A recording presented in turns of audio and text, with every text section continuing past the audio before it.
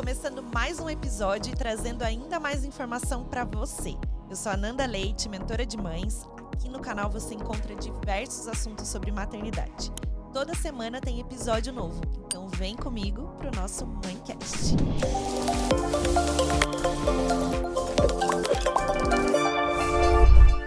Hoje vamos falar sobre desenvolvimento infantil e o brincar livre. Ela é mãe do Antônio, pedagoga, psicopedagoga, contadora de histórias e pesquisadora do brincar. Após 13 anos em sala de aula, idealizou o Quintal Obaobá em Curitiba. Ela também faz oficinas e formação de professores e atua ativamente no movimento nacional Quintais Brincantes. Seja muito bem-vinda, Bruna Rodrigues. Ai, obrigada! Eu Felicidade tô estar tão aqui. feliz. Eu também. Nossa, muito. A gente já tá emocionada desde quando a gente, se Se encontrou. Exatamente, desde que a gente se encontrou. Nossa, Que Bru, bom. tô muito feliz, muito mesmo. Obrigada pela tua participação, viu? Eu que agradeço o Muito convite. importante tua presença aqui pra Ai, gente que falar de bom. tudo, Fala de educação, tudo. vamos falar de tudo. Bru, eu queria já abrir assim, ó, nesse episódio, eu acho que a gente vai falar muita coisa que vai trazer um impacto, né, para várias pessoas. Eu acho que educação é sempre um tema muito importante pra gente falar.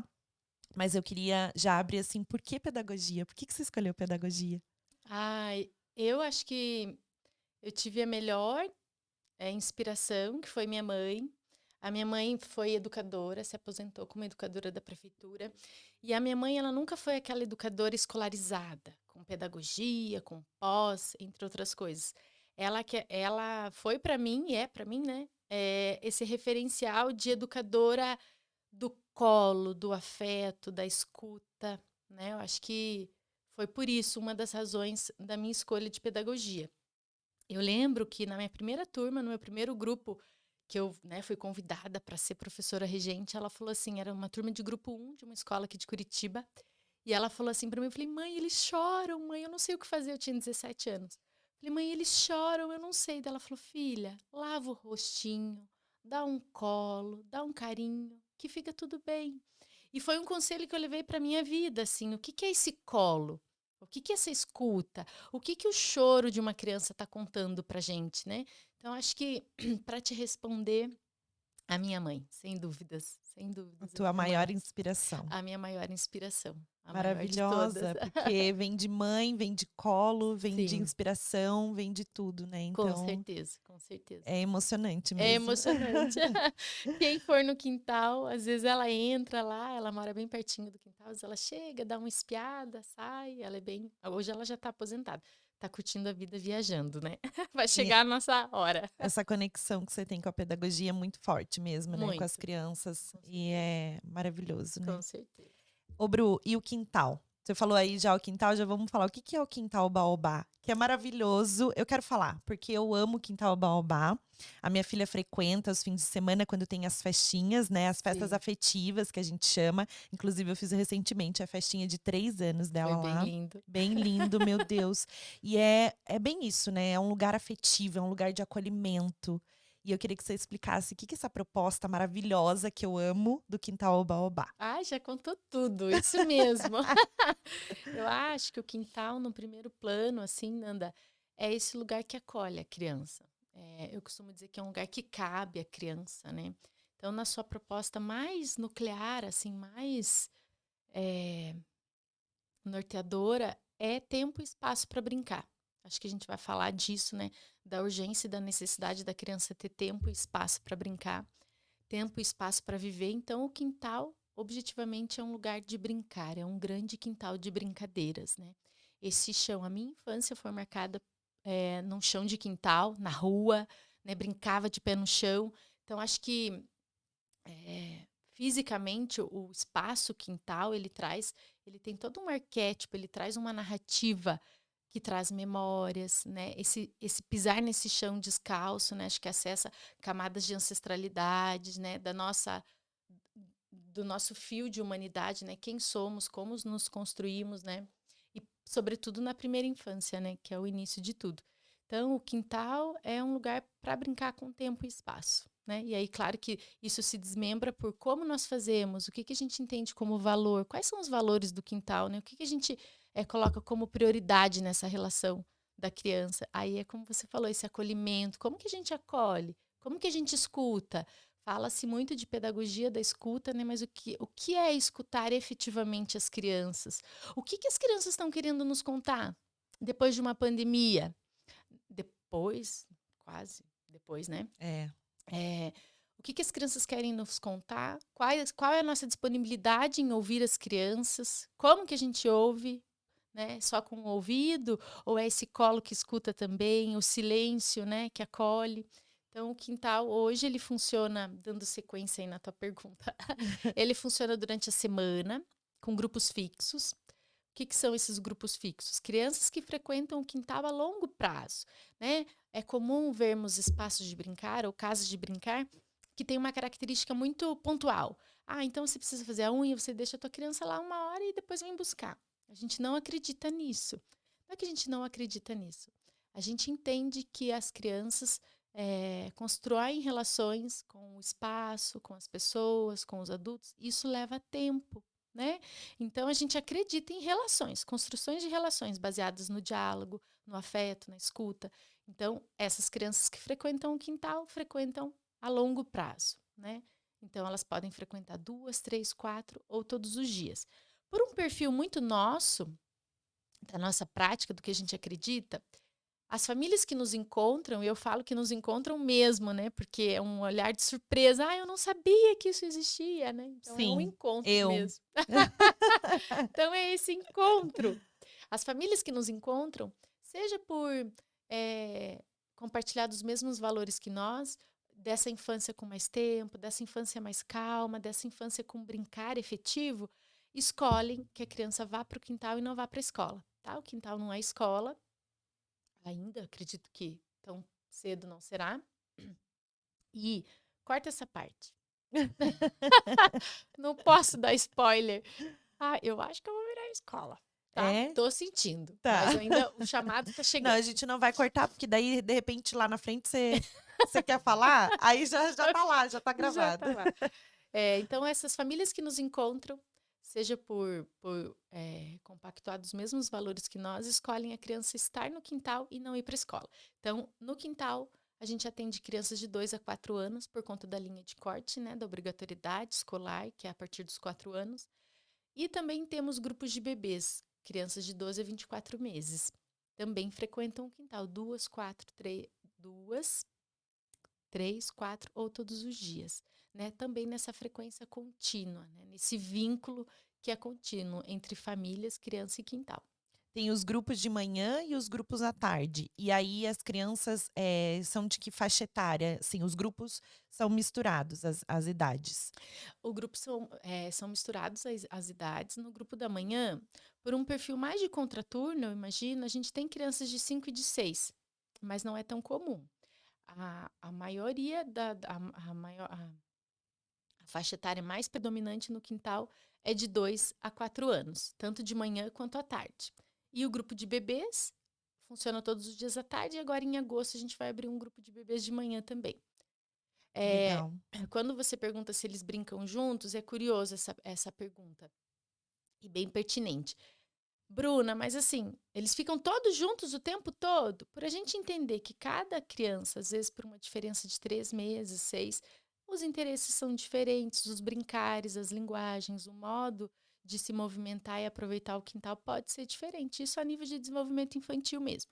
Então, as crianças têm de 2 a 4 anos, mas a gente organiza o tempo, a jornada no quintal, essa rotina do quintal, de modo que as crianças de 2 e 3 anos tenham um tempo nesse subgrupo e as crianças de 3 a 4 tenham um tempo de brincadeira em outro subgrupo. Mas dentro dessa jornada do quintal, em um momento do dia, eles sim brincam todos juntos, porque a gente acredita nessa potência de brincar com diferentes idades, né? Sim, esse método de sócio se relacionar até emocionalmente, uma criança mais velha com uma criança menorzinha, o mais velho aprendendo a respeitar o mais novo, e o mais novo aprendendo a respeitar o mais velho. E assim eles se integram facilmente, porque é diferente dos adultos. Os adultos têm essa metodologia de ensino mental que a gente tem que é programado. A gente tem que respeitar os mais velhos, né? E Ai, nas crianças, não, eles são iguais, eles não têm essa diferença. Eles têm diferença no crescer, no desenvolver, em algumas, no cérebro, por exemplo, né? Uma criança de 3 anos é diferente de uma criança de 1. A sim, gente vê esse marco de desenvolvimento. Mas essa evolução deles juntos é lindo de é ver. linda de ver. Como eles interagem, como eles têm conexão entre eles, né? E as crianças, elas são muito generosas entre Sim, elas, né? Então, quando você fala assim, ai, você tem que respeitar os mais velhos, isso está dentro de uma cultura do adulto, exato. né? Depois a gente fala sobre adultocentrismo. Foi um termo inaugurado para mim pela Adriana Friedman. Ela é uma pesquisadora incrível que eu tive o prazer de participar de uma pesquisa dela e ela inaugurou esse termo adultocentrismo. Mas só voltando para o que você falou das relações entre pares, é potente as crianças aprenderem entre elas. Eu acho que traz uma ampliação afetiva, uma ampliação social, traz uma autonomia, né? Eu acho que a criança de 4 anos, ela se relaciona com uma de 2 de uma forma muito mais genuína. Elas se espelham, elas aprendem com os gestos dos outros, né? O que que a gente descobre lá no quintal, nessa pesquisa viva com as crianças, né? Então, aquela criança de 2, ela tem um modo de brincar. Isso é outra coisa que a gente pode falar, o modo de brincar de cada idade, né? Mas as crianças de 2 anos, ela tem um modo de brincar. Quando ela olha para o lado, ela se depara com uma criança de 4 fabulando, trazendo narrativas. Aquilo traz para ela uma ampliação de repertório, né? E aquela criança que tá de 4 anos que está do lado dela se vê generosa para convidá-la para brincar. E isso que tá aí que tá a beleza. Dentro do nesse tempo de pandemia, as famílias nos procuram falando assim: "Ai, Bruna, eu não aguento mais brincar com ela. Ela já está cansada de brincar comigo, né, depois de tanto tempo em casa", porque o brincar do adulto, ele está num outro campo. Tá no campo do adulto. Então, nesse campo da formalidade. Então, se a gente vai fazer um bolo, é assim que faz o bolo. Ah, mas não é para ser assim. Não, mas é desse jeito. E as crianças, entre elas, não existe isso, né? Então, é um brincar que tá no núcleo da brincadeira, ali no cerne do brincar, né? Na linguagem. O brincar é a linguagem primordial da infância. Então, as crianças, entre elas, é claro que pulsa de um jeito diferente, é mais rico, mais genuíno, né? Do que o adulto brincando com a criança. Claro que no quintal, por exemplo, a gente brinca com as crianças, elas nos convidam a brincar e a gente faz uma busca cada vez mais de encontrar essa criança anterior que já brincou, né? Acho que se a gente faz esse exercício de falar assim, do que eu brincava, do que eu gostava de brincar, e você escarafuncha na sua memória, vem lembranças de brincadeira, e é aí que tá a tua criança, né? E isso nos dá bagagem para brincar com as crianças, né? Para se ver aberto na hora de brincar com elas, né? É exatamente isso. Essa semana eu estava assistindo uma aula de uma pessoa que eu gosto muito, né? E assim, eu entendo que o brincar a gente se esqueceu, efetivamente, como ele é, né? Como que é brincar com uma criança? Então a gente fica interferindo o tempo todo. A gente diz o que a criança tem que fazer. A gente fala, olha, agora você brinca com esse, daqui a pouco você brinca com esse, daí você tem que guardar, daí você tem que fazer isso. A gente não deixa livre. E a gente fica inserindo na criança um mundo de coisas, atividades extracurriculares, e coloca e preenche. E a gente não ensina a criança a lidar com o tédio, a lidar com o nada, a lidar com o vazio, a ela olhar pela janela, sem ela estar na frente da tela, dentro do carro, e apreciar o céu, olhar as nuvens. Sempre quando eu estou no carro com a Maria Cecília, eu falo, filha, olha o céu. Que cor que ele tá hoje. Olha que lindo, olha as nuvens. Vamos brincar de descobrir desenhos, né? Então, vamos ver se tem sol quando abrir a janela, se tem chuva. Para que serve a chuva? Então, a gente conectar a criança com a natureza, conectar com o verdadeiro brincar, mas no sentido da imaginação, do que a gente pode proporcionar para ela, ela na individualidade e essência, nessa Sim, pureza. com E certeza. não a gente ficar o tempo todo dizendo o que ela tem que fazer. Ela também preenchendo, né? A gente acha que a criança tem que preencher, ela tem que brincar o tempo todo. E o brincar livre traz isso, né? Você falou de um ponto de escola, que possivelmente, né, se virar uma escola, o quintal, mas eu acho que vai ser uma escola muito diferente, uma metodologia de ensino diferente, inclusive porque vocês já vêm do quintal brincante, né? Sim. Então, não vai ser uma escola convencional. Queria que você falasse dessa diferença um pouquinho. O que é a pedagogia? Como é que as pedagogas lidam com as crianças e possivelmente, se virasse uma escola, o que teria, né, de diferente esse espaço?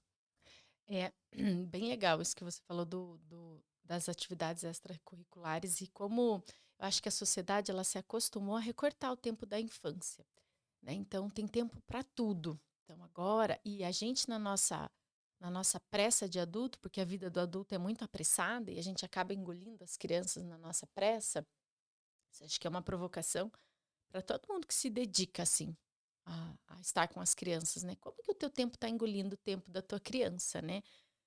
E aí a gente vai recortando e aprendendo que a criança ela tem tempo para as coisas. Né? Quando, né, nos meus longos anos de sala de aula, eu me inquietava e aquilo me incomodava de certa forma de pensar, tá, mas o que as crianças precisam aprender de fato? Como elas aprendem? E no tempo que elas aprendem, qual é esse tempo necessário para aprender algo? É o tempo do adulto que ele determinou que agora vocês terão uma aula de 30 minutos. Então, você tem esse tempo para absorver e aprender esse conteúdo que eu estou querendo que você E aprenda. daí troca, né? Aí quando a criança começa a se interessar, que tá Já legal, troca a aula. troca a aula. Isso E mesmo. eu dito como é que tem que ser feito, E eu né? dito como que tem que ser feito. É essa cultura do adulto, impondo para a criança como as coisas têm que acontecer. Mas, pensando nisso que você falou, tá, Bru, então qual que é a diferença da escola, né, para o espaço do quintal? Primeiro, a gente sabe de criança. Eu acho que a gente precisa partir do princípio de entender como a criança aprende, como ela se relaciona, como ela existe nesse mundo. E depois de muito pesquisar, de muito estudar e se debruçar nessa temática do brincar, eu entendi uma coisa muito valiosa. A criança, ela existe, ela vive, ela se relaciona nesse mundo através do brincar. Então, se eu entendi que é dessa forma, se eu entendi que não existe outro jeito dela se relacionar no mundo, por que que eu vou determinar ou elaborar outros métodos que não seja pelo brincar? Né? Então, a gente tem essa cultura de que a criança ela precisa estar sentada para aprender. Ela precisa sentar e ela precisa se concentrar durante tanto tempo, porque todos precisam ficar em silêncio, todos precisam aprender da mesma forma, do mesmo jeito, no mesmo tempo. Então, você enfia todas as crianças dentro de uma massa e fala assim, ó, é para ser assim. E sendo que, na verdade, não é. As crianças são diferentes, aprendem em tempos diferentes, se relacionam de formas diferentes. E essa coisa do movimento, né? É louco, Nanda, pensar que você quer que uma criança chega numa sala de aula de uma escola, vai fazer uma visita numa escola. Ai, tem várias cadeiras, assim, como tem cadeira? Sendo que uma criança de 2 anos, ela precisa caminhar, ela acabou de aprender a andar. Ela precisa sentir o seu corpo, ela precisa se firmar nesse chão verticalmente, porque ela está se afirmando para o mundo que agora ela está em pé. Né? Você deve imaginar o que significa esse estar em pé. Agora eu sou nesse mundo, né? De autonomia, autonomia afetiva, eu não preciso mais de um colo, eu vou por mim mesma, né? Aí muita coisa. Ai, Eu amo. mantém o foco, Bruno. Eu tô aqui pensando, meu Deus, eu quero mais 4, 5 podcasts, porque eu amo falar de desenvolvimento. É. Porque a gente precisa, é necessário. Quanto mais a gente falar, mais as pessoas vão se conscientizar que o mundo não é esse. Outra coisa. Né? O mundo da criança precisa trazer isso. Precisa trazer isso. A criança ela tem que estar no centro, né? De tudo. E aí, você... Bru, que lindo que você educa por amor. Nossa, que incrível, você ama as crianças. Eu amo educar. Mas eu acho que a gente tem que ter sempre uma pulga atrás da orelha e o sentido da busca. Então, o professor, ele precisa saber. Né? Eu lembro que quando eu caí de paraquedas numa turma de primeiro ano, eu falei, eu não sei alfabetizar. Eu falei, cadê que eu começo? Cadê que eu sei? Cadê que a criança aprende a ler?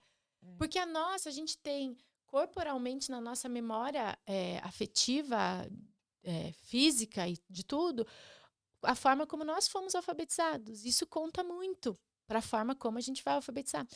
Tudo isso para dizer o quê? A gente precisa, todo profissional de educação tem que procurar, tem que ler, tem que se informar, tem que saber por onde a galinha caga, porque senão a gente fica só reproduzindo coisas partindo do princípio que é daquele jeito. Então, para além de amar, tem que ter amor, tem que ter respeito, tem que ter escuta, mas quanto mais eu me aproximo de algo que é conceitual, mais eu me distancio dessa coisa passional.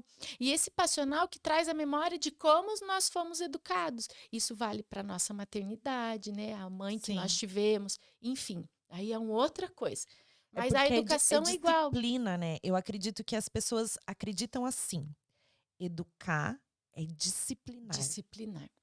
Você precisa aprender isso dessa forma para Isso. você ser uma boa criança, né? Os castigos, pelo amor de Deus.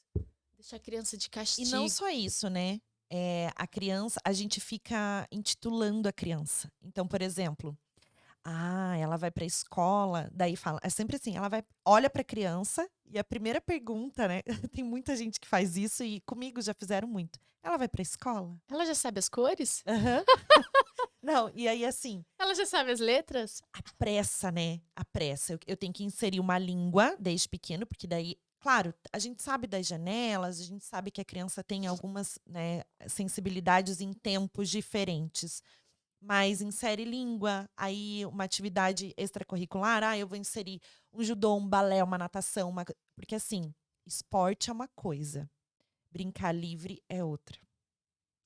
Aí a gente mistura tudo, coloca no mesmo balaio e dá para a criança esse mundo de informação e fala: agora aprende. Agora aprende. Aprende a ser criança, em primeiro lugar, para depois você virar um adulto. Exatamente.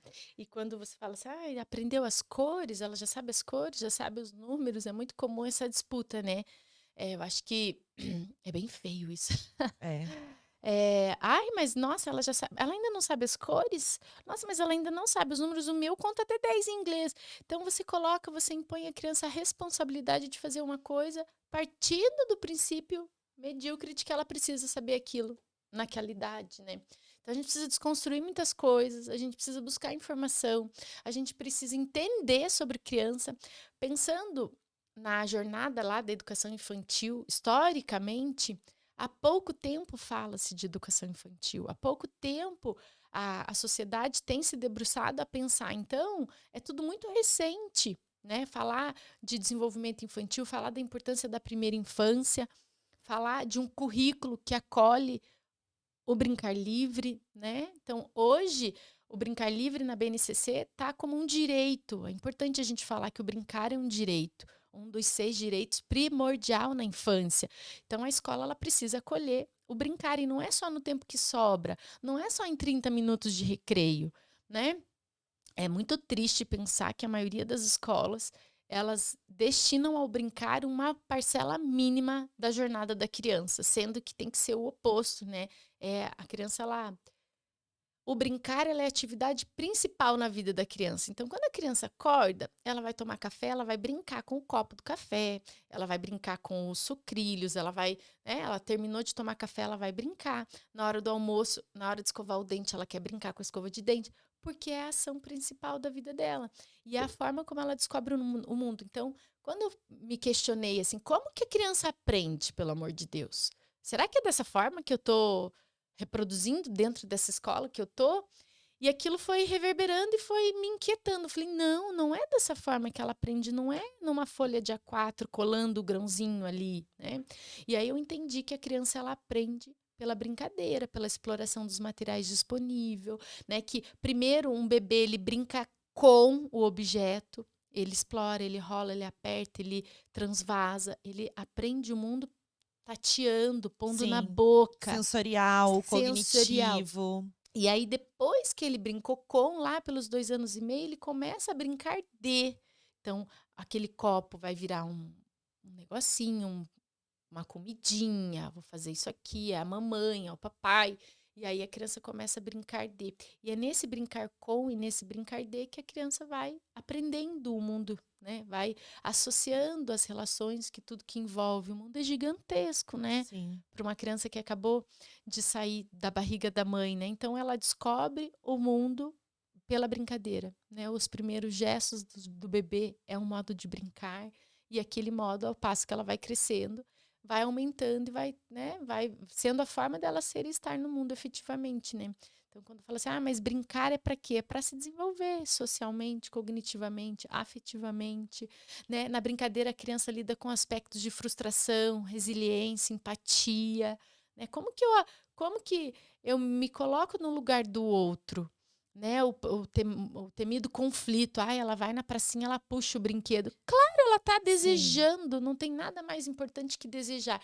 Desejar algo que só você pode fazer por você, né? Eu desejo essa sua caneca, Nanda. Eu quero essa sua, mas você já tem a sua, mas eu quero essa, É. né? Então, como que você administra? Como que você medir esses quereres, né, das crianças de 2 anos, 2 anos e meio, né?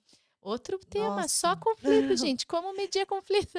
Gente, Ai, eu porque falo muito. eu penso assim, ó, eu me especializei em desenvolvimento infantil e justamente nesse ponto dos marcos da criança. Então, vamos lá, 3 anos, a criança na fase que a minha filha está, né? Então, um pouquinho antes, ela ainda se intitulava como a mãe, porque eu falava assim pra ela: a mãe vai pegar pra você, a mãe vai fazer isso, a mãe vai fazer aquilo. Fica um pouquinho que a mãe já volta. Então, eu falava a mãe pra ela.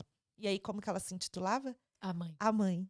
E aí ela falava, repetia. Daí minha mãe falava assim, mas ela só fica falando a mãe. A mãe vai fazer isso, a mãe vai fazer aquilo. Porque ela não entendia o eu, né? O eu individual dela. Agora, aos 3 anos, isso tá muito marcado nela. Dá pra ver o quanto ela já começa a criar os pensamentos, organizar os pensamentos, né? Logicamente, a sequência dos fatos, como tudo tá acontecendo. Eu tô observando isso nessa fasezinha dela, porque é muito maravilhoso de ver. E eu fico mais observando do que interferindo.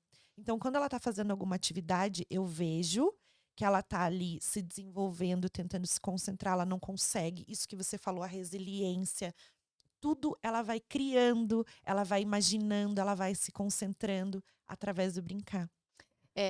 Quando você fala assim, a mãe vai buscar, né? No quintal, é comum as pessoas falarem, como que vocês se chamam? De tia, de professora? A gente se chama pelo nome, se apresenta para a criança pelo nome. Eu sou a Bruna, você é a Fernanda, né? Eu acho que cada vez mais as pessoas estão ressignificando essa ideia de chamar de tia, Uhum. né? Tia é um título familiar que traz uma constituição que é familiar. A escola, o espaço educativo, tem um outro contexto, né? E quando a gente chama a criança pelo nome e também não em terceira pessoa, né? Porque fala assim, vamos supor que a Nina. A Nina quer comer um biscoito? É você que quer comer um biscoito? Aí a criança ela vai se enxergando, opa, sou eu, é comigo. E essa identidade vai ficando cada vez mais perceptiva para a criança. Eu sou um indivíduo, sou eu que quero, eu que desejo, ou eu não quero isso agora, né? Então, no quintal foi muito bonito que uma educadora, uma brincante que está lá com a gente esses dias, toda semana a gente tem uma supervisão para falar sobre as coisas, né? E escuta, enfim. E ela falou: ai, Bruna, o quintal é o primeiro lugar que eu sinto que eu posso ser quem eu sou, que eu sou chamada pelo nome. E ela se emocionou, a Marina. Ela se emocionou muito. Ela falou: Bruna, aqui eu sou chamada pelo nome pelas crianças. E isso diz muito, porque é uma troca efetiva minha com você. Isso é importante a gente pensar também, que a gente aprende muito com as crianças, só que a gente aprende quando a gente está disposto, né? Então, quando a gente se coloca nesse lugar de, então, vamos brincar junto, mas não é dessa perspectiva do que você vai fazer, como você vai fazer, a gente aprende muito com as crianças, Nanda, mas muito, muito, muito, muito. As crianças, elas têm um olhar divergente, né? O pensamento divergente. O que é isso? É um pensamento que está aberto para construir qualquer relação. O nosso pensamento já é um pensamento mais fechado. Então, ele não está aberto para nada. Então, quando você coloca junto da criança para brincar e entender esse pensamento, essa caneca pode ser qualquer outra coisa. Então, a gente fica mais. Eu acho que a gente acessa uma camada de humanidade, sabe? A gente acessa uma camada de esse vigor da infância, a gente se coloca nesse lugar assim de, nossa, que bonito, de poesia, de começar a enxergar o mundo de um jeito mais sereno, mais poético, sabe? A gente tem um pensamento muito que cada coisa é uma coisa e a criança não pensa dessa forma. Então acho que é bonito a gente tratar na relação com a criança o cada um, eu na relação com você e você na relação comigo, sabe? Ficou confuso, Exatamente. não? Não, não, Viajei na para mim tá maionese. super claro.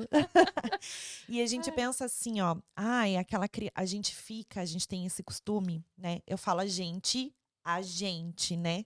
Humanidade, mundo, pessoas, o que eu ouço, né?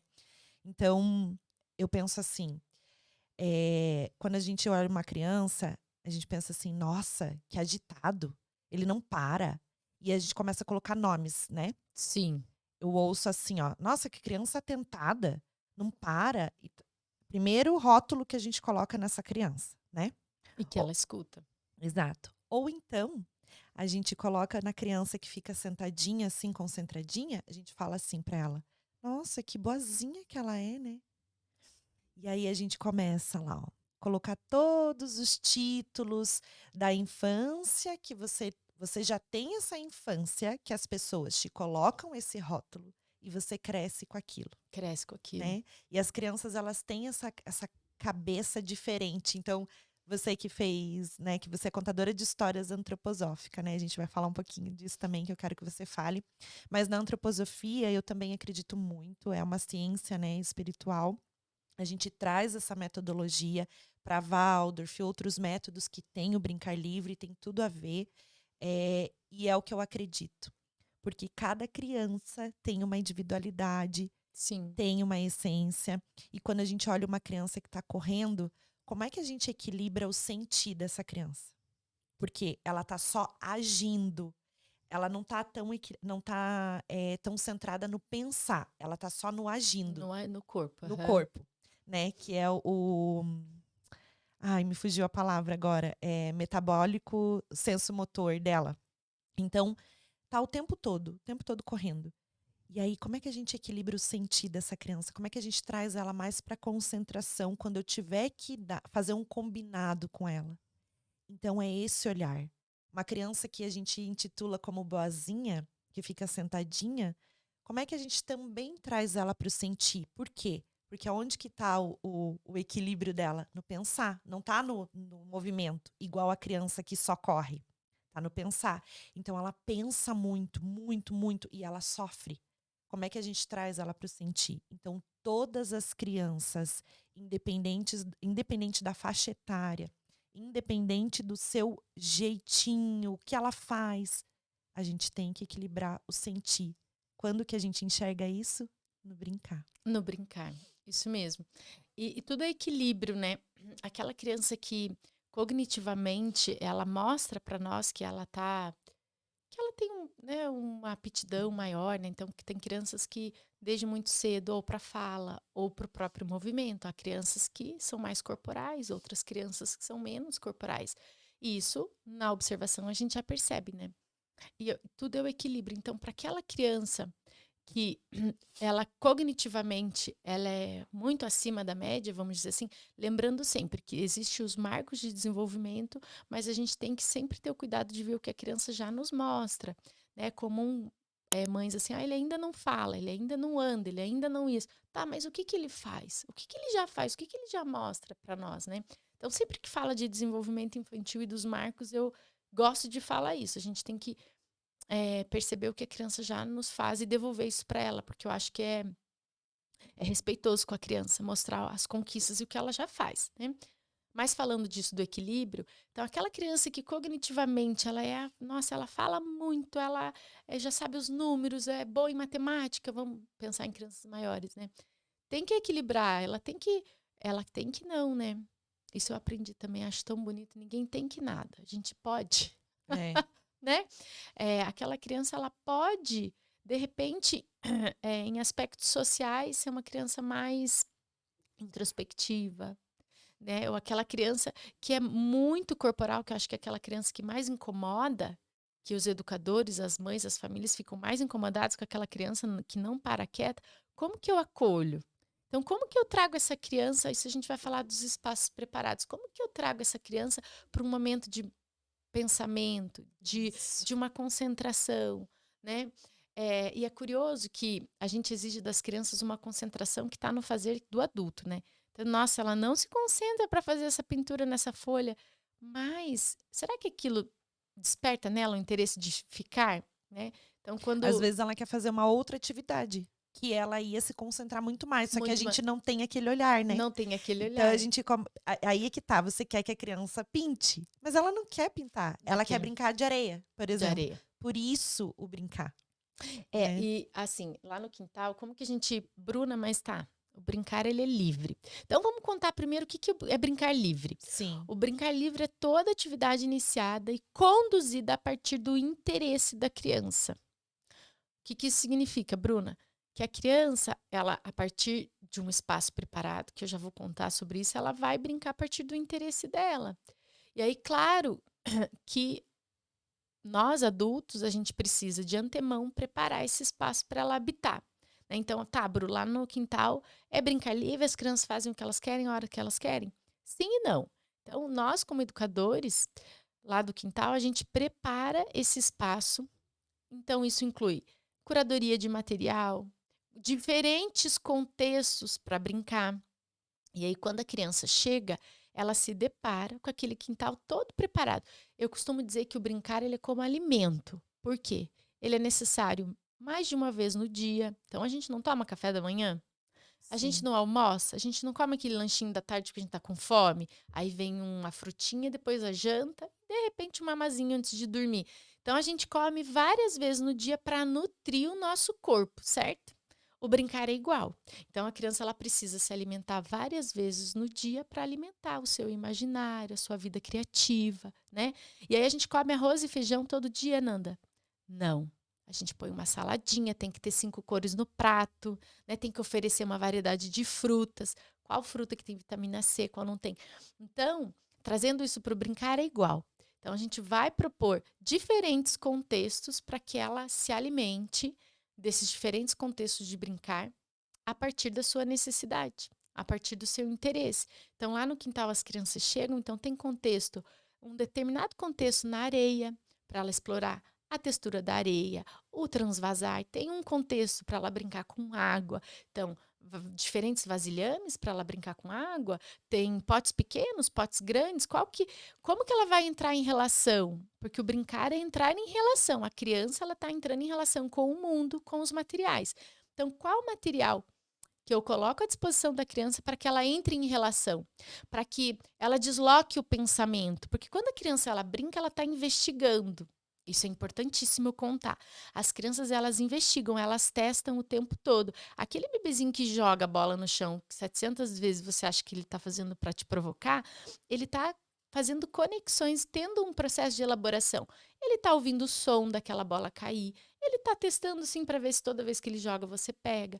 Porque é a forma da E criança vendo a sua reação, né? e vendo a sua Observando reação. o seu tom de voz, tudo. Tudo. É É o explorando. aprender do mundo, né? Exatamente.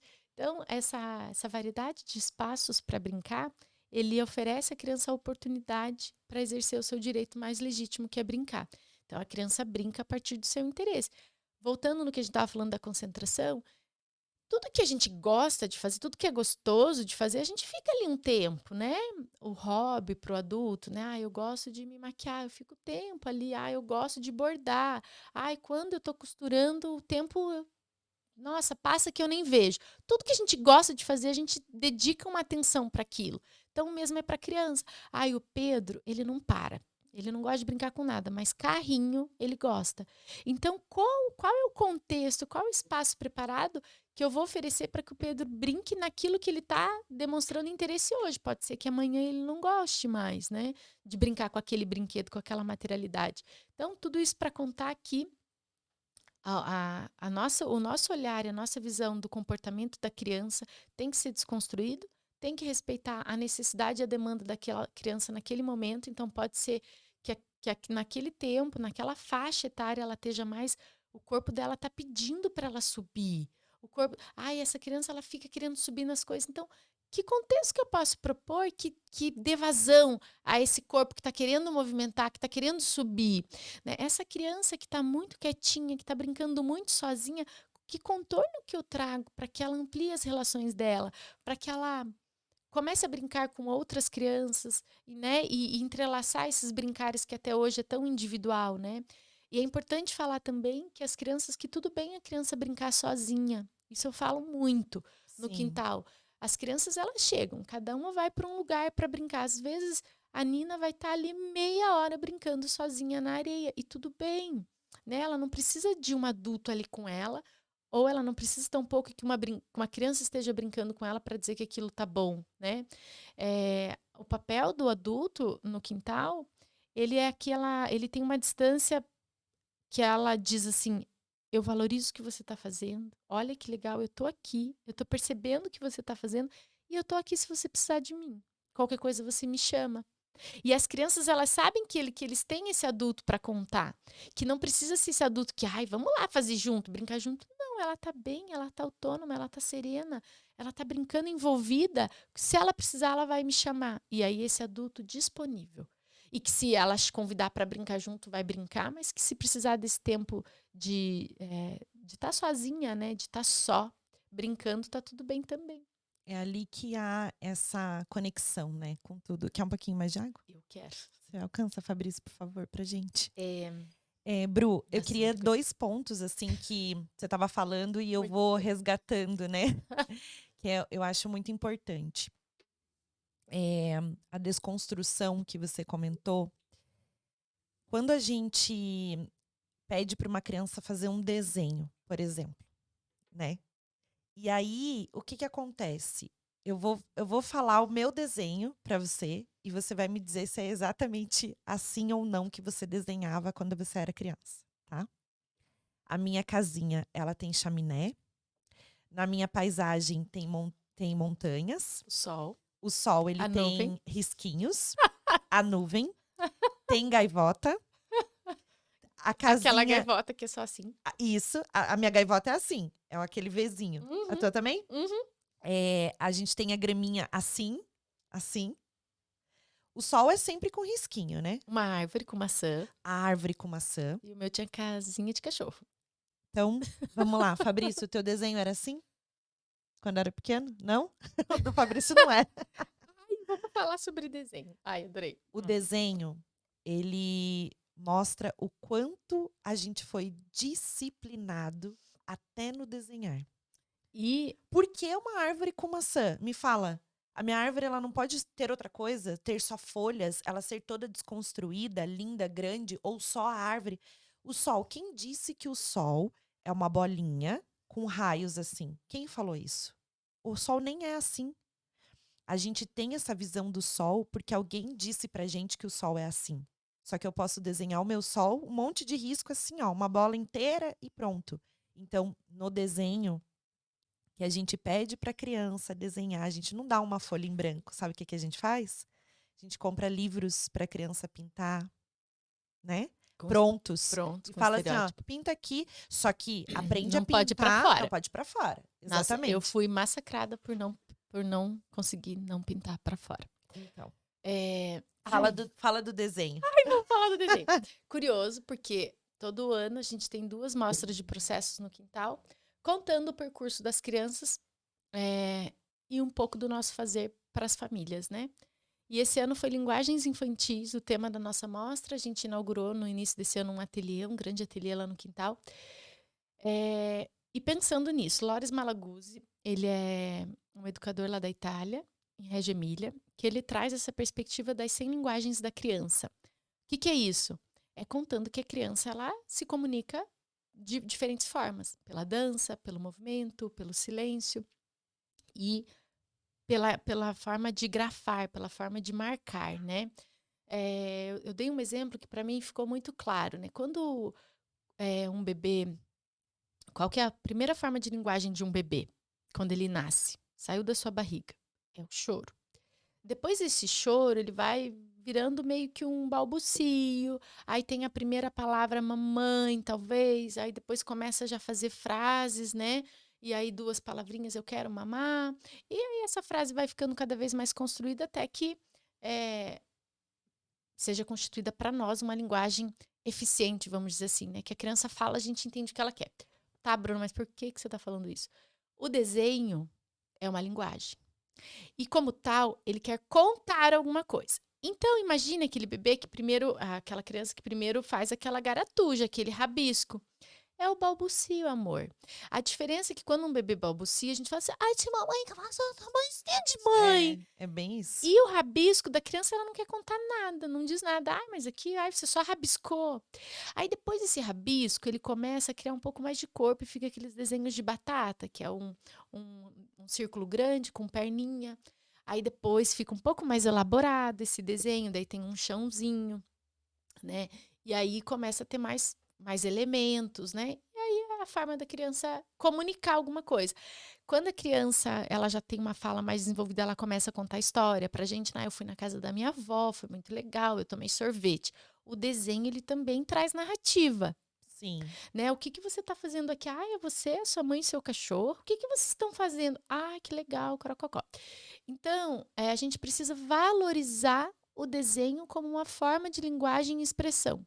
Da mesma maneira que a gente acha bonitinho quando uma criança fala errado, a gente fala, ai meu Deus, a gente acha bonitinho, né? Sim. Porque a gente respeita que ela está constituindo uma linguagem oral, né? Também relembrando que o desenho é a forma mais antiga de linguagem. Então, lá os homens das cavernas, como que eles comunicavam? Eles desenhavam nas paredes e aquilo trazia narrativa, que é o desenho, acho que é a forma mais antiga de linguagem que é usada até hoje. Então, a gente precisa valorizar e reconhecer o desenho infantil como uma forma de linguagem. No quintal, o nosso olhar para o desenho é de respeito, de profunda admiração. E quando uma criança traz um desenho para você, não tenta adivinhar o que ela desenhou. Pergunta para ela: o que, que você fez aqui? O que, que você registrou nesse desenho? Ah, você fez um balão, você fez um sol, você fez um. Seja lá o que for. E acolha genuinamente o que ela está contando para você naquele desenho, né? Eu acho que a gente aprende a desenhar desenhando. Eu acho que a criança ela amplia o repertório gráfico dela à medida que ela tem uma variedade de materiais. Então, assim, sair da folha 4, né? Então, no quintal, a gente acredita nessa ampliação de repertório e nessa variedade de materiais. Então, quanto mais materiais, a forma como eu risco com carvão é diferente como eu risco com uma canetinha esferográfica. Vem a coordenação motora fina, grossa, tudo. E aí que entra esse ponto. A gente já dá um lápis na mão da criança. Fala assim, ó, Tó, vai desenhar com lápis, com a caneta. Aprende a pegar aqui, ó. Não Exato, é não é assim. assim. Você tem que dar o giz, o mais grosso possível para que ela vá desenvolvendo, né, E, essa parte. e experimentar o corpo nesse desenho. Então, a forma como o meu corpo se relaciona num desenho vertical é diferente como o meu corpo se relaciona num desenho horizontal. A forma como eu experimento é muito curioso como as crianças, quando elas são apresentadas a pigmentos, as tintas, no primeiro momento elas experimentam no corpo, no rosto, né? Aí depois elas vão se familiarizando com aquele material e aí elas vão começando a aprender a usar instrumentos. Então, elas começam a usar o pincel grosso, fino, a esponja. Então, é apostar nisso, assim, de oferecer para a criança uma diversidade de material, diversidade de riscantes, de suportes, né? O que são os suportes? É tudo que acolhe o desenho, é tudo que acolhe essas marcas. Os suportes pode ser uma caixa de papelão, um papel pequeno, a forma como que eu me relaciono. O que eu desenho num papel pequenininho é diferente do que eu posso registrar num papel gigante. Teve uma criança que a gente estava com vários papéis, né, diferentes tamanhos, a criança escolhe qual papel que ela quer marcar, e ela fala, eu vou desenhar uma girafa, então eu vou pegar esse papel grandão, e a outra na sequência falou assim, eu só vou desenhar uma formiguinha, então eu vou pegar esse pequenininho, né, então olha a elaboração que tem nesse processo de desenho, né, eu acho bonito, eu acho que a gente valorizar a produção das crianças, então o meu filho, ele tem, é, ele Que tem amor, é um é um desenho? desenho. Ai, É que a primeira amor! tentativa de escrita dele, a escrita espontânea. Vamos falar um dia só sobre alfabetização? Ele, Vamos, com certeza. a primeira escrita dele, espontânea, e aí quando ele já estava com a escrita é, constituída, vamos dizer assim, e esse Muito desenho é a lindo. flor que ele fez. Que Então, acho que amor! valorizar, sabe? O quarto dele tem todas as produções que ele fez, a gente foi escolhendo, então ao passo que ele vai fazendo, a gente vai substituindo, mas aquele é o quarto dele, conta a história dele, a narrativa dele, então nada melhor do que ter os desenhos e as produções que ele fez, sabe? Sim, muito Eu lindo. sou fãzaça. Bru, eu tô muito feliz com a escolha que eu fiz de colocar a Maria Cecília no quintal. A Ai, gente vai iniciar essa experiência com ela, até porque ela vem de, né, de uma rotina com a minha mãe, comigo, com meu marido. Então, esse mundo dela tá apenas inserido nos adultos. A gente precisa que colocar é. ela lá para que ela tenha esse contato com as crianças. E não só isso, com a natureza. Ela precisa da natureza, porque que triste hoje a gente olhar, as escolas estão colocando cada vez mais grama sintética, brinquedo de plástico, cada vez mais telas e retirando toda a parte de árvore, de planta, de tudo que tem que uma escola pode proporcionar. E aí eu fui visitar uma escola e eu olhei uma escola que tinha um cercadinho e tinham poucas árvores assim, plantas, né? E na verdade eu fui fazer um trabalho e olhar a escola, enfim, e fui ver essa escola, mas é uma escola convencional, não tem um método aplicado, ou Montessori, ou Pickler, ou Waldorf, não. E aí, o único espaço que tinha natureza tinha um cercadinho. Que não podia entrar. E aí, a professora, eu falei, as crianças têm acesso ali? Ela falou assim: não, ali não pode entrar, porque senão as crianças vão se sujar. Ai, que bizarro. Aí Ai, eu falei, Jesus. aí eu, né, pensei comigo, meu Deus. Aí Meu Deus. é grama sintética, né? No parquinho. Aqueles brinquedos de plástico. Tem tela na sala. Então, assim, não dá. Não dá. É Não. inaceitável. Então, quando eu entrei no quintal e eu senti essa segurança de que ali a minha filha ia ser acolhida, ali eu posso proporcionar uma adaptação para ela, para que ela se prepare para ir para a escola, para que tenha esse olhar integrativo com ela, individual, e amor, muito amor no que Ai. vocês fazem, porque eu já frequento os finais de semana, já fiz a festinha, já tenho, eu praticamente quero morar no quintal, né? Eu queria aquela casa para mim. Ai, eu também. E é maravilhoso. Eu queria que você falasse um pouquinho da adaptação.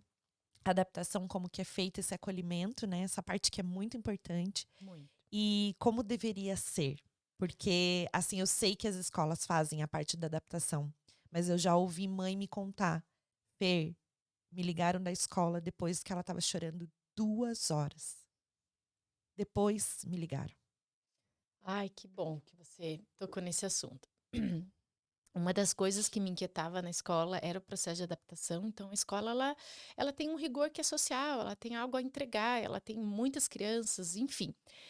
Ali no quintal a gente escolhe fazer diferente. É uma escolha que reverbera em muitos aspectos, mas é uma escolha que a gente defende muito, né? Então, num primeiro momento, a família ela faz parte do processo. Total, faz parte do processo. Então, no primeiro dia, é a criança, o adulto da família de referência, pode ser a mãe, o pai ou até mesmo uma avó, fica o tempo todo com a criança. O segundo dia também, o terceiro também. Aí, ao passo que essa criança ela vai se mostrando interessada e envolvida com esses novos adultos, esse adulto da família ele vai se afastando um pouco, né? E aí esse tempo de distância vai ficando cada vez maior, mas isso ainda esse adulto dentro do quintal. Por que que é importante? Esse adulto estando lá, ele está entendendo a nossa linguagem, o nosso jeito, o ritmo do quintal, né? Vai percebendo o que que é valor para nós, como as adultas do quintal media os conflitos, as relações, como que acolhe o choro, isso vai dando uma segurança para esse adulto, né? Para que ele, então, quando chegar o momento da despedida, ele esteja seguro, né? Mas imagine que é todo um percurso, né? Um percurso, então, da criança ficar o tempo todo. O primeiro dia a gente costuma dizer que é o dia desse adulto criar essa primeira memória com a criança no quintal. Ninguém melhor do que um adulto que ela confia, que ela ama. Então, brinca junto, fica junto, tá tudo acontecendo e esse adulto tá com ela ali brincando.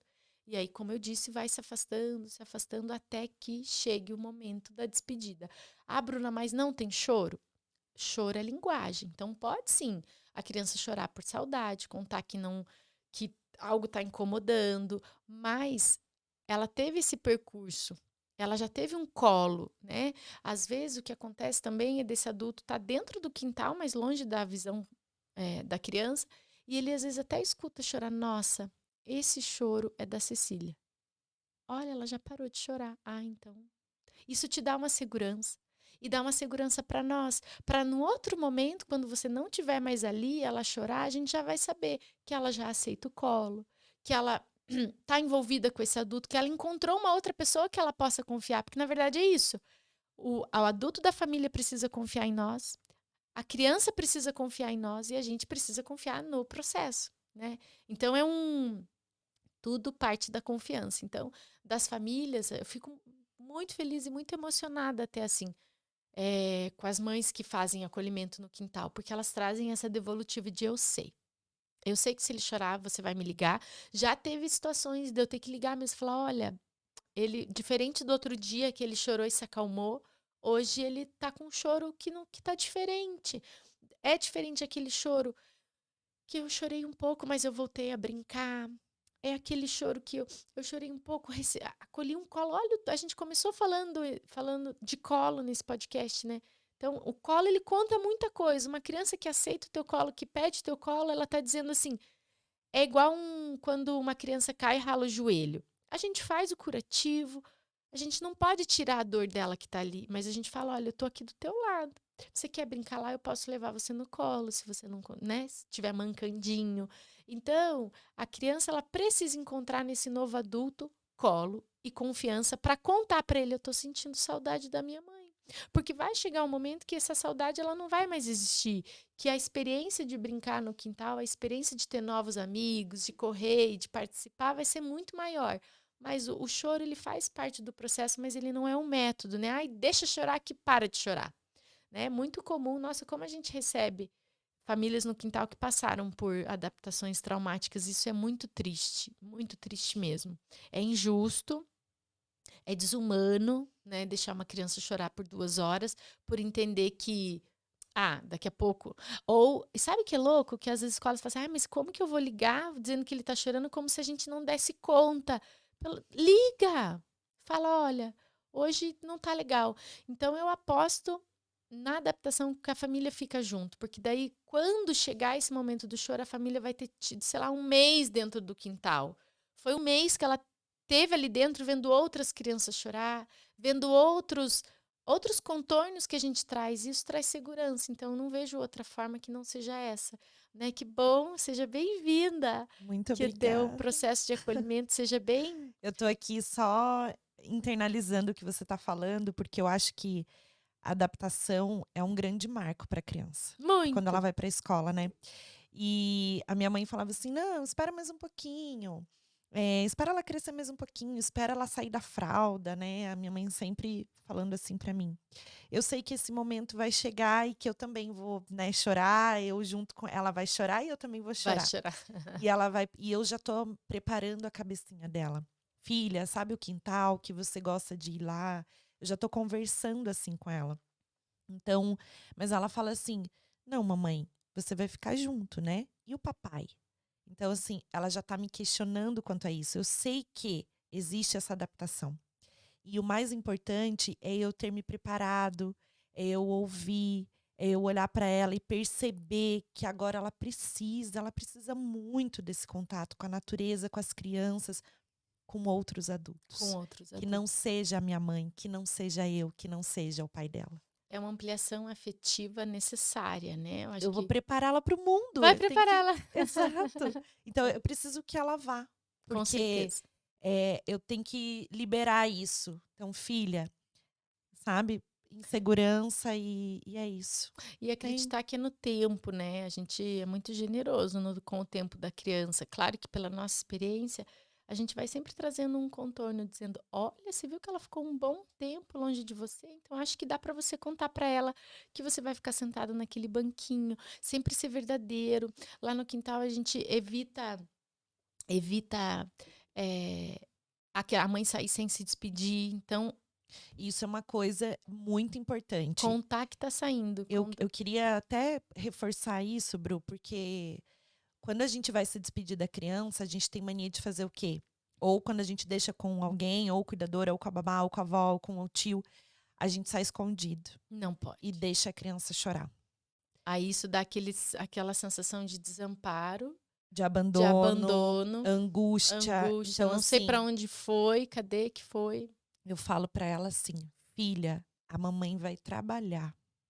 E depois eu volto. E eu não preciso falar pra ela assim, ó: "A mamãe vai trabalhar pra pagar conta", porque eu preciso, sabe assim? É um argumento que está muito distante, né. Torturar ela com que aquilo que eu tô fazendo, que eu tenho que ir, eu tenho que trabalhar pra pagar conta, porque senão como é que eu vou comprar isso pra você? Nossa, isso é a Não é chantagem da assim. mais suja que existe. Eu vou trabalhar, tem pessoas me esperando.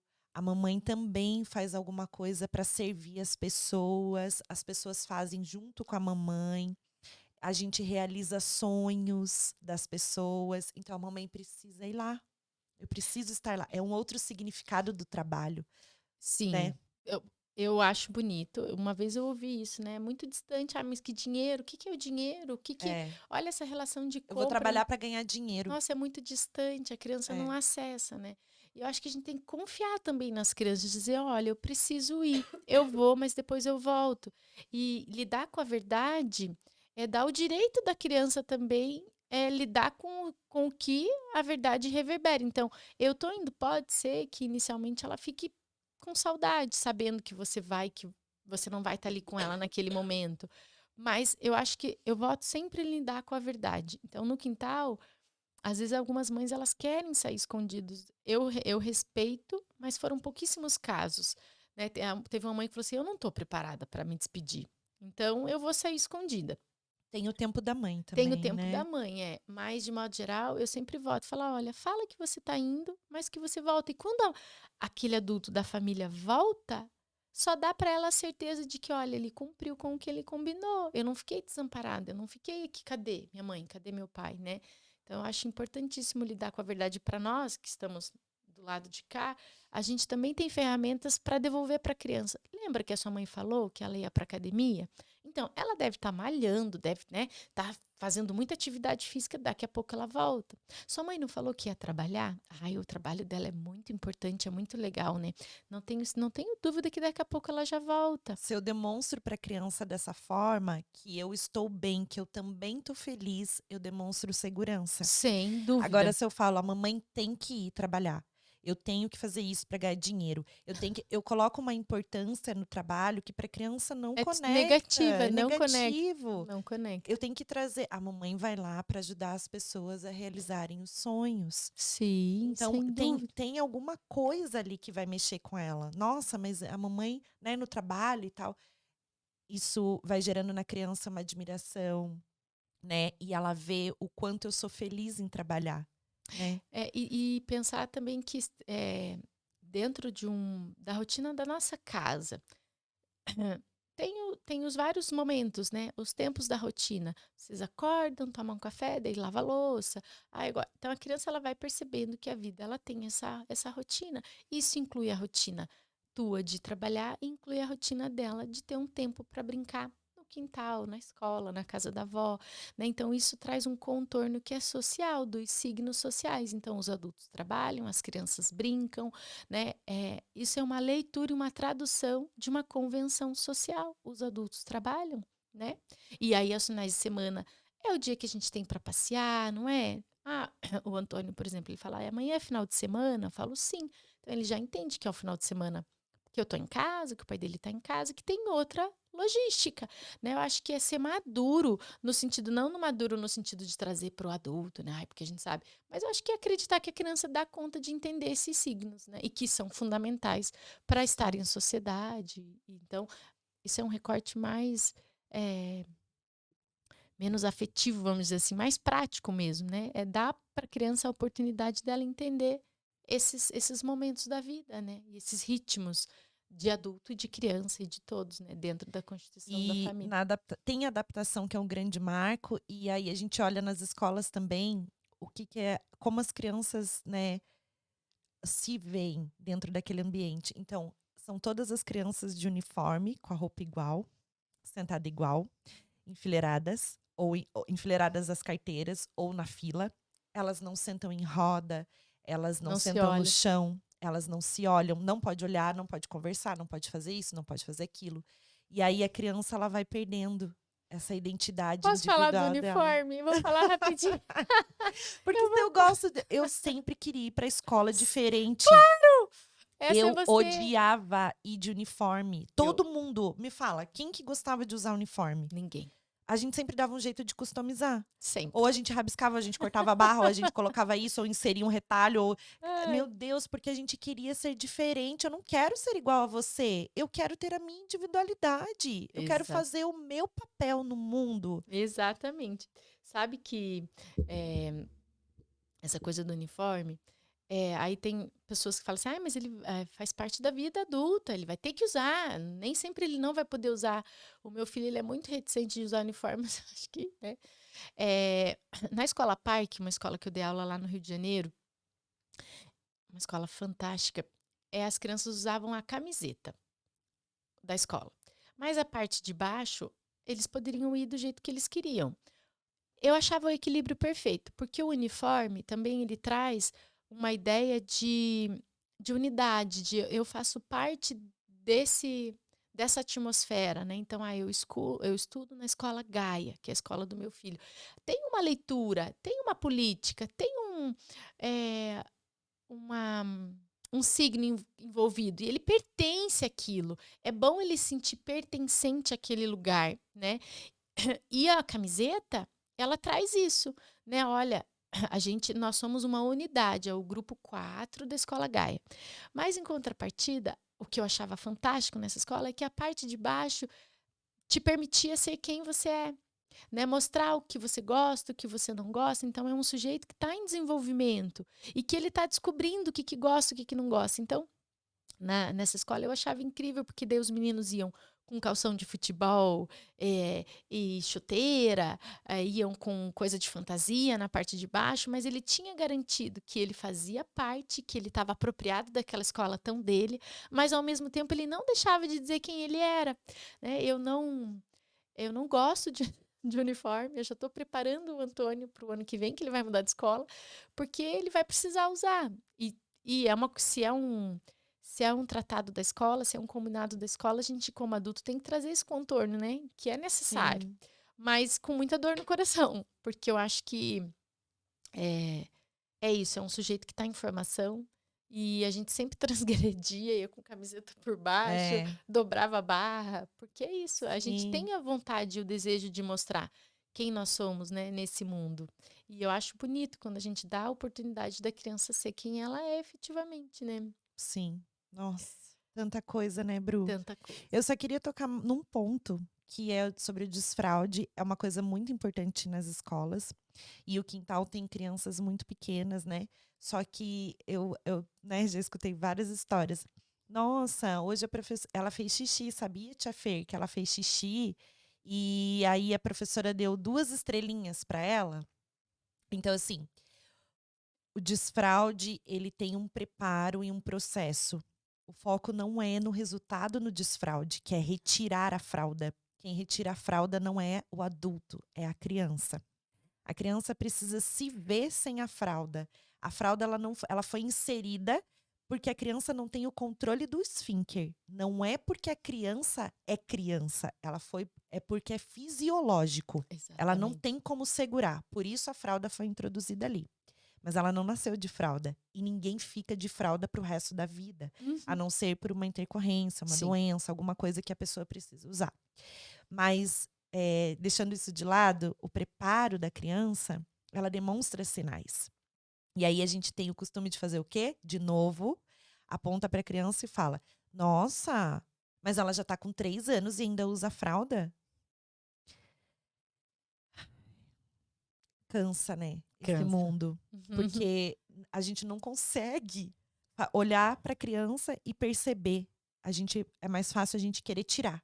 Então, deixa a criança sentada horas no vaso ou no pinico e não percebe os sinais que ela Nossa. demonstra. Como que funciona no quintal, Bru?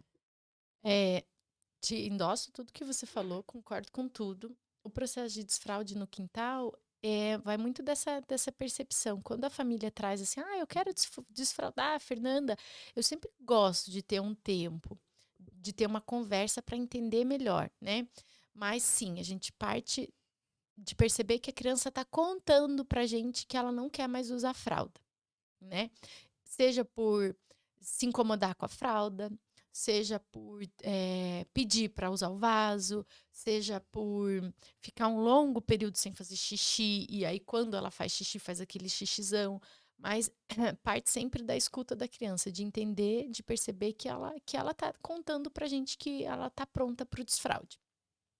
Anterior a esse momento do desfraude, é bonito contar que no quintal, a própria troca de fralda, né, então, as crianças que usam fralda no quintal, quando elas chegam, fazem o processo de adaptação, de acolhimento, a primeira troca da criança é a mãe, o adulto da família que troca e a gente só fica do lado olhando, um adulto do quintal. A segunda também, a terceira também. Lá, quando a gente começa a perceber que a criança está um período longo do dia junto com a gente troca e esse adulto da família fica do lado. Existe essa transição de adulto que vai trocar essa criança, por respeito, entender que é o corpo dela, né? A gente não toca na criança sem antes a criança tocar em nós, né? A gente oferece a mão. Se ela aceitar encostar na nossa mão, a gente de mãos dadas seguimos. Se não, a gente respeita e não toca a criança. Então, você falou de desfraude, eu achei importante falar como a gente faz a troca de fralda, né? Não é algo assim, esses dias alguém chegou, você quer que eu troque essa criança? Eu falei, não, ela nunca foi trocada por você, ela não conhece você, não. Né? Mas voltando ao desfraude. Então, eu tenho essa troca com a família, e aí o que eu acho importante contar, se a criança nos mostrou que ela está preparada para o desfraude, que ela não quer mais usar fralda, aí o adulto tem que bancar e saber que quando for no shopping, é sem fralda, quando for no restaurante é sem fralda, quando for viajar é sem fralda. Porque você está validando aquela necessidade da criança em usar calcinha. Ela não pode, a fralda não pode estar a favor do adulto. Ai, mas quando eu vou no restaurante der um saco, tem que ficar indo levar ela para o banheiro. Sim, ela está passando por esse processo. É uma fase importante na vida dela, né? E sempre entender que escapa e que vai escapar e que tudo bem escapar, né? E nos momentos de escape, então vamos trocar rapidinho para você voltar a brincar. Pronto, né? De maneira prática, tá, Bruno? Você explicou, mas não explicou. De maneira prática é assim, a família entendendo que é o desfraude, que a criança e a gente validando que a criança está pronta, a fralda fica só para o xixi noturno e a gente fala, manda 10 calcinhas, 10 cuecas, sapato extra, roupa extra, e ao longo do dia a gente vai oferecendo, perguntando, você quer ir no banheiro? Não? Volta a brincar. E que durante ali umas 2, 3 semanas pode acontecer o escape e que tudo bem escapar. E quando a criança faz xixi no vaso, que bom, volta a brincar. E tá tudo certo, nada de 2 estrelinhas, né? Essa coisa da compensação por algo Que é natural. que não faz sentido nenhum. E não só isso, né? Quando a criança, ela também. Esses sinais que a criança vem dando de desfraude, é importante a gente observar. Então, se realmente. O que que é? Porque todo mundo fala, é pular com os 2 pés. Mas por que que é pular com os 2 pés? Porque ela já tem o controle do esfíncter, esse Isso. músculo que tá ali embaixo, que a gente consegue segurar o xixi, né? E não fazer as necessidades Não, e ali. não é só isso também. Tem a questão, o desfraude é uma maturação neurológica e Exato. que segue alguns fatores que são fisiológicos. Mas às vezes a criança ela pode pular com os 2 pés, ela pode ficar um tempão sem fazer xixi, ela pode Avisar que fez. avisar que fez, mas ser uma criança que talvez emocionalmente não esteja preparada para usar, que talvez ela ainda deseje ficar.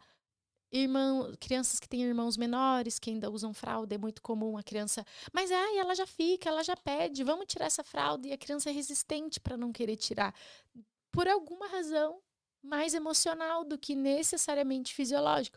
Ou às vezes aquela criança que a mãe fala assim, mas ela já fala tudo, é super esperta, é super sabida. Talvez ainda.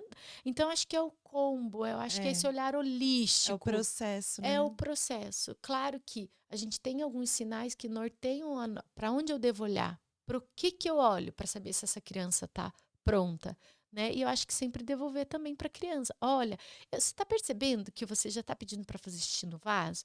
Olha só, quando você avisou que você fez xixi, você está um tempão sem fazer xixi, seja lá qual for os sinais que a criança dê.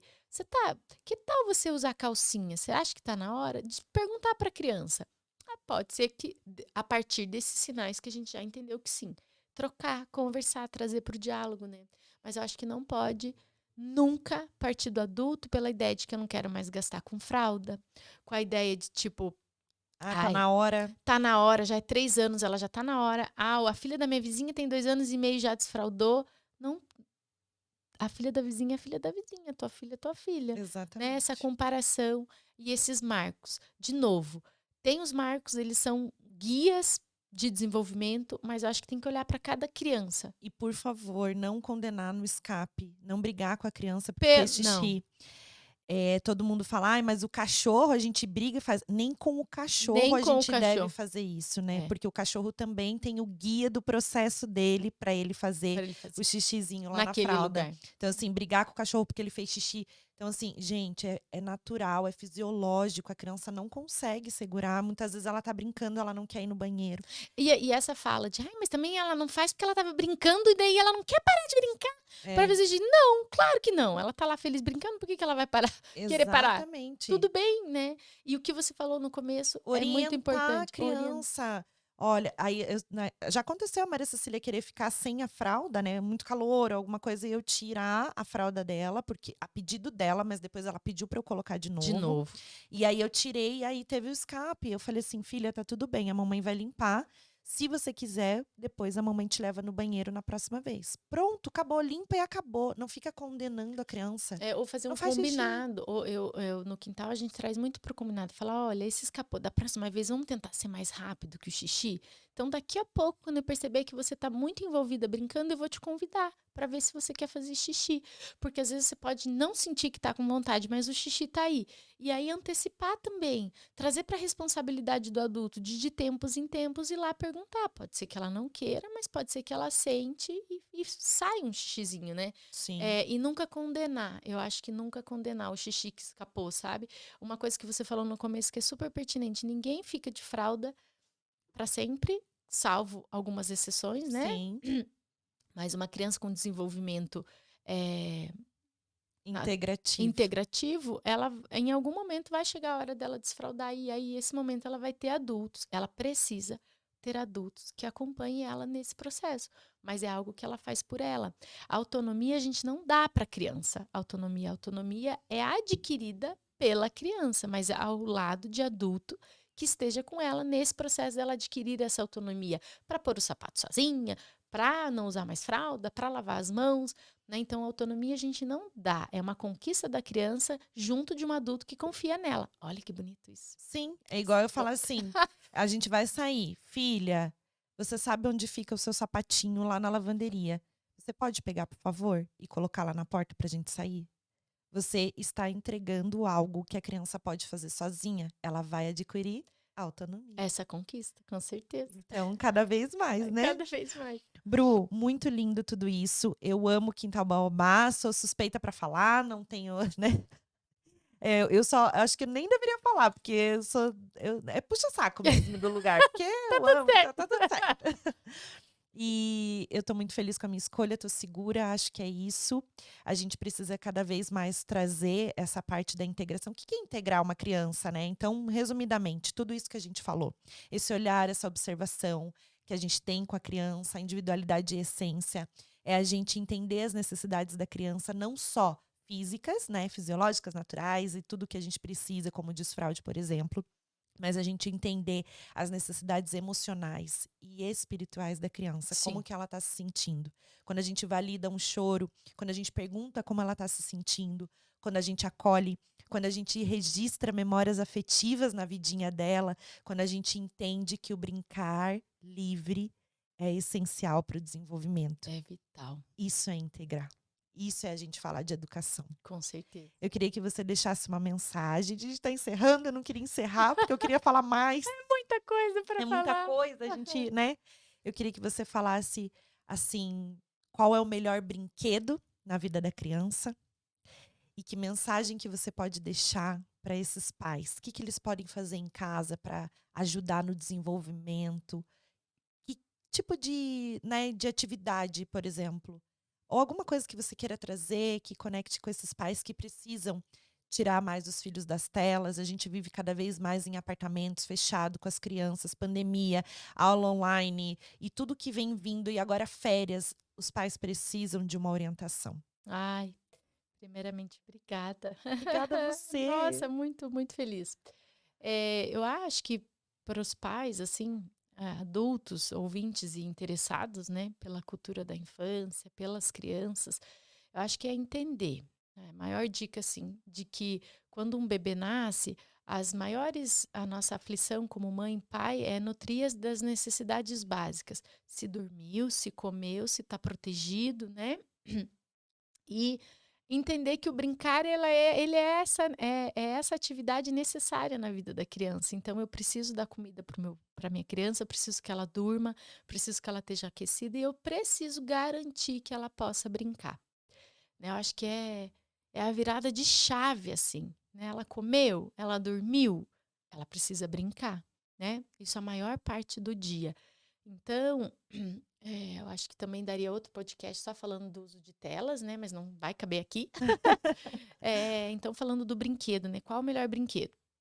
No quintal, a gente tem uma premissa de evitar o uso de materiais plásticos, com exceção dos recicláveis, né? Então, o material que ele é natural, o brinquedo natural, ele acessa, ele tem uma porosidade que conecta a criança com o seu próprio fazer, com camadas de imaginação e de natureza, né?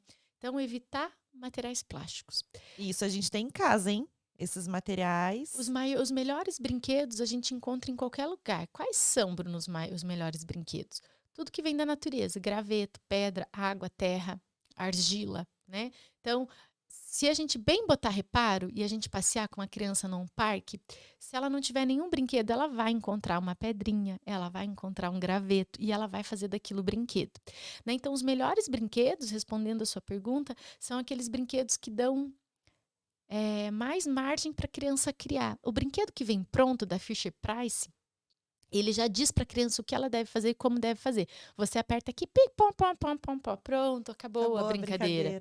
Né? Sendo que um graveto, ele pode ser uma varinha mágica, amarradinho pode ser um boneco de graveto, a pedra empilhadinha, várias pedras, cada um pode ser um personagem. Então, se a gente fala tanto de criatividade, tanto de, eu quero que a minha filha seja criativa. E a gente limita o potencial criativo tão genuíno da criança, porque as crianças, elas são criativas por natureza, mas a gente dá sempre o mesmo brinquedo, sempre no mesmo espaço, com tempo limitado. Como que ela vai ser criativa dessa forma, né? Então, materiais naturais, que são os materiais não estruturados ou de largo alcance, que a gente fala, caixa.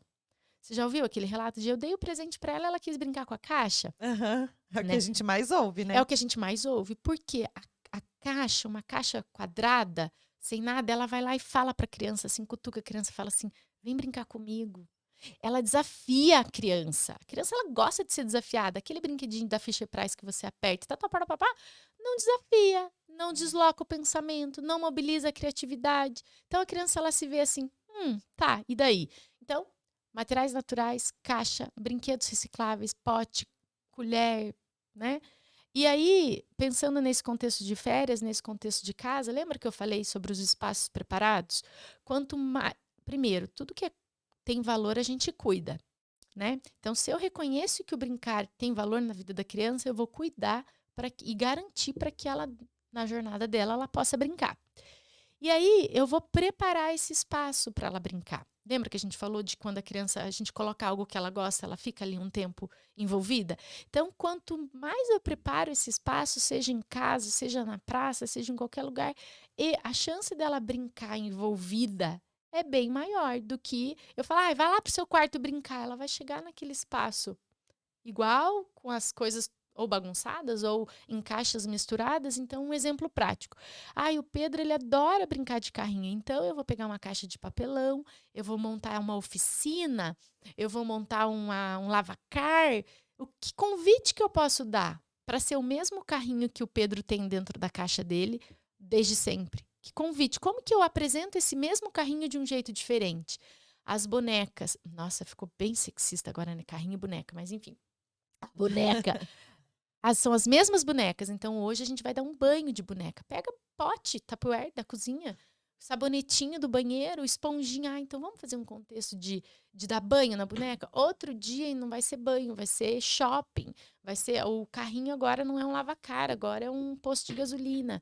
Então, eu acho assim que preparar o espaço antes aumenta a chance da criança ficar envolvida brincando, além de permitir que ela usufrua, que ela viva, que ela aproveite, que ela passe melhor o dia. Longe das telas, obviamente, né?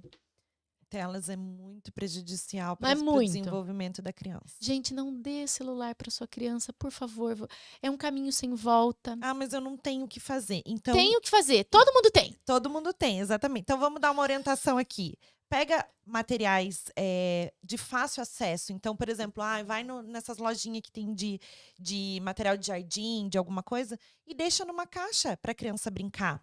Aquelas pazinhas de pegar na areia, de fazer isso, coloca numa caixa que seja cortada, de fácil acesso, para que a criança possa desenvolver ali. Ah, mas vai sujar. Põe um lençol embaixo, depois você recolhe. Olha, Quantas vezes deu colocar, gente, eu moro em apartamento, quantas vezes deu colocar tinta e água para Maria Cecília no meio da sala e eu forrar de forra. lençol velho, coloco assim e deixo a tinta. Meu Deus, ela jogava por tudo, assim, ó, na roupa, em tudo.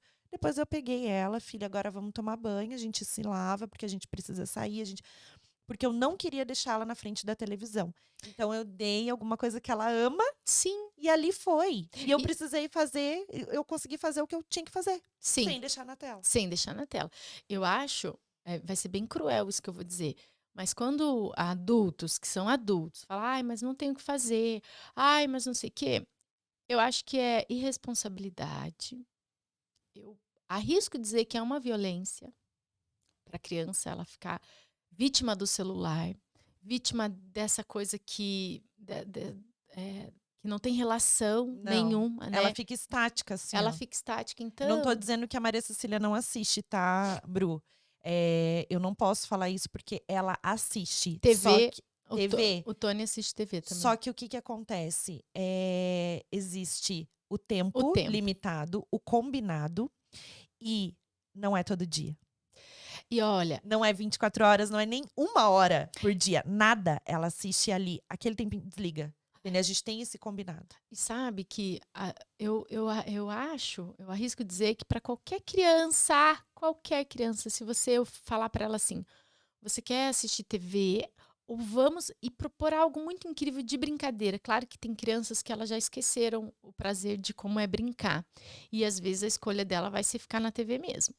Mas para crianças que não estão tão vítimas da tela, provavelmente ela vai escolher brincar. Se a gente Sim. entendeu que o brincar é vital, que é a necessidade dela, que é a forma que ela está plena, feliz, cercada de felicidade, experiências incríveis, é claro que ela vai escolher brincar. Só que eu acho que a escolha de deixar a criança na tela, ela está a serviço do adulto. E daí eu acho que isso não é aceitável, né? Então, eu coloco o celular enquanto eu dirijo para que eu não precise ficar conversando com o meu filho, para que eu não, né, tá a serviço do que um celular, mas porque ele não.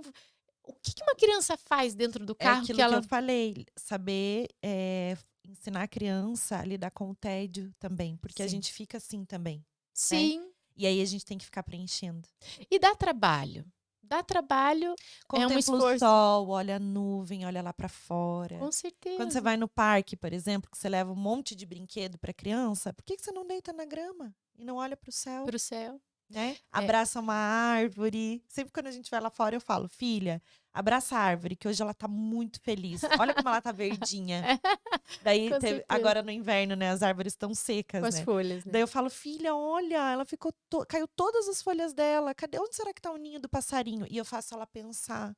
Com certeza. Assim a gente traz a conexão com a natureza. E a gente Sim. precisa. Nós somos compostos por todos os reinos: vegetal, mineral, animal e humano. E sabe que a imaginação, Gaston Bachelard, ele traz que a imaginação é o sexto reino, né?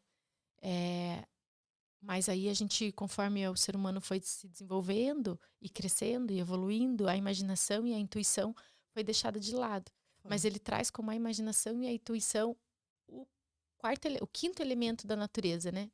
Mineral, vegetal, animal.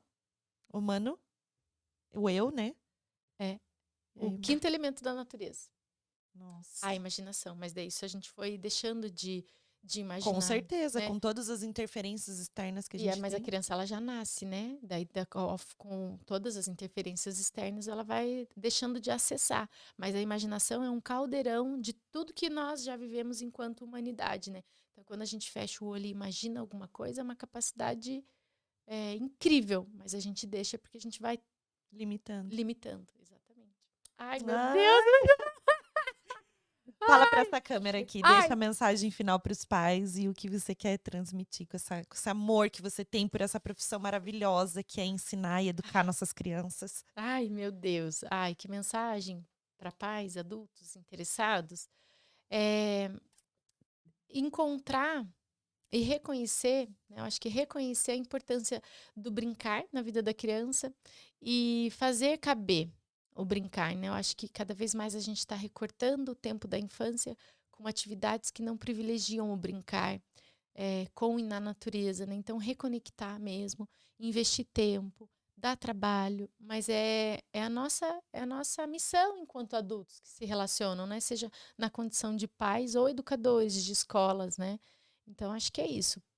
Entendam que o brincar é vital para a criança, que é no brincar que a criança se desenvolve plena e sadiamente. Isso aí. E conte comigo, estamos Ai, juntas. ai, Eu obrigada. sei que a gente tem muita coisa, muita figurinha para trocar Nossa ainda. Senhora! E dá 70 mais 5 podcasts. podcasts. Dá mais 5 E, podcasts. gente, se você gostou desse vídeo, compartilha, pelo amor de Deus, porque a gente precisa falar de educação nesse país, nesse mundo. Educação integrativa, com desenvolvimento e esse olhar para a criança. Esse olhar que a gente precisa entender como funciona o adulto para com a criança para o adulto, mas no sentido com amor, com paciência, presença, conexão e brincar. Ai, com certeza. Obrigada. Beijo, fiquem com Beijo. Deus. Fui!